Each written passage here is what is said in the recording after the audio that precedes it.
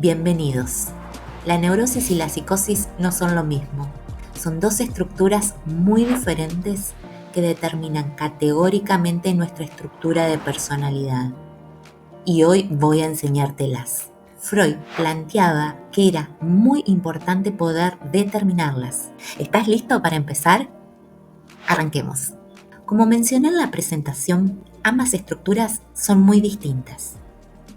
Y esta diferencia radicará en la noción de conflicto, es decir, localizar dónde se halla el conflicto entre las distintas instancias será lo fundamental acá. Las instancias que están en juego son las de la segunda tópica. En 1923, en el trabajo del yo y el ello, Freud manifiesta esta idea, porque nos dará la pauta para poder precisar si estamos hablando de una neurosis o una psicosis. Si el conflicto radica entre el yo y el ello, vamos a estar hablando de una neurosis. Mientras que si el conflicto es entre el yo y el mundo exterior, vamos a estar hablando de psicosis. La estrella de todo esto, como te habrás dado cuenta, o no, tal vez, dependerá del yo, de dónde se ubique él. El yo siempre se encuentra bajo los requerimientos del mundo exterior, del ello y del super yo. Por eso dijimos que nos basamos en la segunda tópica. Freud plantea al yo como un vasallo, porque está al servicio de reclamos que a él no le pertenecen. Son reclamos del mundo exterior y del ello. Ahora vas a ver por qué el super yo queda aparte. Entonces tenemos al yo que se encuentra como tironeado entre el mundo exterior, que lo vamos a definir como la realidad, lo que está fuera de nosotros, el ello, que lo vamos a definir como la instancia psíquica puramente inconsciente, lo pulsional, y acá viene el quid de la cuestión de por qué el super yo queda fuera, porque lo definimos como la instancia que tiene que ver con los mandatos familiares, sociales, culturales, que determina lo que está bien y lo que está mal, en términos de lo incorrecto o correcto. Ahora bien, el super yo es paradojal, porque va a representar tanto al ello como al mundo exterior. Entonces, en este tironeo del yo, el super yo va a quedar afuera y la cuestión va a radicar entre el ello y el mundo exterior. Te pido que a partir de ahora prestes mucha atención, porque viene información complementaria a lo aprendido hasta acá, de que el lugar en donde se ubica el yo es fundamental. Si él se ubica al servicio de la realidad exterior o al servicio del ello.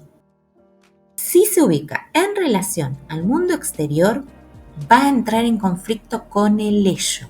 Y cuando esto ocurre, hablaremos de neurosis. Y para eso va a necesitar suministrarse de un mecanismo defensivo específico que se llama represión. Consiste en el retiro de la investidura preconsciente que implica desde el punto de vista del yo el proceso represivo. ¿Qué quiere decir todo esto? Que el yo va a tener que retirar investidura, es decir, energía, es decir, líbido, al preconsciente, la retira al preconsciente investidura.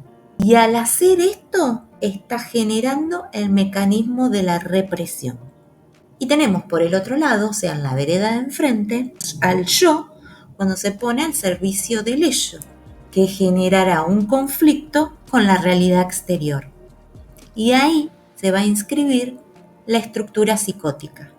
¿Por qué se va a inscribir la estructura psicótica? Porque al ponerse al servicio del ello, se pone al servicio de la pulsión. Y recordás que dijimos que el ello era toda pulsión y era meramente inconsciente. Entonces, el yo queda al servicio de lo inconsciente en la psicosis, mientras que en la neurosis queda al servicio del mundo que lo rodea al sujeto, o sea, el mundo que nos rodea. El yo siempre está como tironeando, pobre, está como en el medio. Imagínate una situación así de tironeo entre a quién le hago caso, a este o al otro. Por eso le llama vasallo Freud, porque en realidad no son requerimientos de él, son requerimientos o del mundo exterior o del ello. ¿Sí? ¿Hasta acá vamos? Bien, continúo. Como dijimos que en la psicosis se pone al servicio del ello, al entrar en conflicto con la realidad exterior, va a necesitar de otro mecanismo defensivo, que no es la represión claramente, sino que es la desestimación. Consiste en que se le retire investidura libidinal a una parte del yo que se llama yo real definitivo. Y te preguntarás, ¿qué es este yo real definitivo? Pues bien, este yo real definitivo es el encargado nada más ni nada menos que de promover juicio de existencia. Entonces, claramente, si se le saca energía, si se le saca líbido al juicio de existencia, estamos en un problema, quedamos totalmente a la deriva del ello, de lo inconsciente, de lo pulsional. De ahí la característica primordial de la psicosis, que al no haber represión nos encontramos con el inconsciente a cara descubierta, digamos. Podemos ver entonces cómo hay dos mecanismos defensivos en juego, la represión por un lado y la desestimación por el otro. Entonces, repasando, tenemos que la neurosis está al servicio del mundo exterior y el conflicto es con el ello. Y el mecanismo defensivo que se pone en juego es la represión. Pero quiero aclarar que la represión no es correlato de neurosis, aunque sí es una gran condición. Ahora resumamos la psicosis. Psicosis, el servicio del ello, y el conflicto es con la realidad. Mientras que el mecanismo defensivo es la desestimación.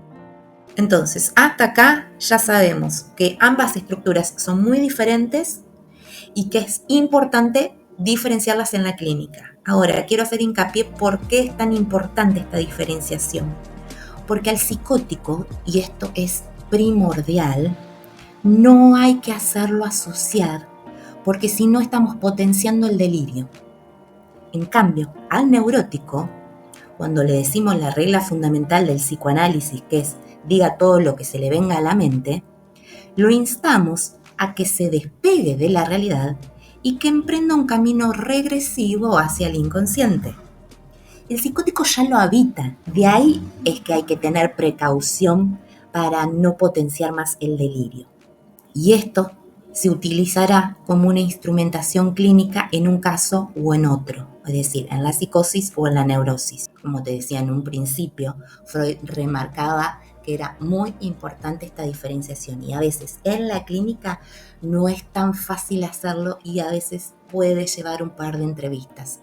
Hay muchos casos de sujetos con psicosis que si no tocas el punto central de la psicosis, del delirio, no te das cuenta. Y parece un discurso muy organizado y coherente. Se suele dar mucho en los delirios místicos esto, en donde uno habla con el paciente de manera fluida, con sentido común, con juicio de realidad, hasta que se toca el tema místico y ahí aparece todo florecido ese delirio. Y hay que tener en cuenta, como marca siempre el psicoanálisis, el caso por caso, porque cada caso es único, cada discurso es único y cada sujeto es único, como vos que sos único. Quiero aprovechar para decirles que se está formando una comunidad de psicoamigos, de curiosos, de psicólogos, de estudiantes, muy linda, de países vecinos, hermanos mexicanos, venezolanos, bolivianos, paraguayos, uruguayos, brasileros, de España, de Nueva Zelanda. Bueno, no me quiero olvidar de ninguno de los amigos que están siguiendo estos temas tan interesantes que rodean el mundo psi. Como te digo siempre, muchas gracias por la compañía. Mi nombre es Evangelina, soy psicóloga, psicoanalista y profesora. Nos vemos en la próxima.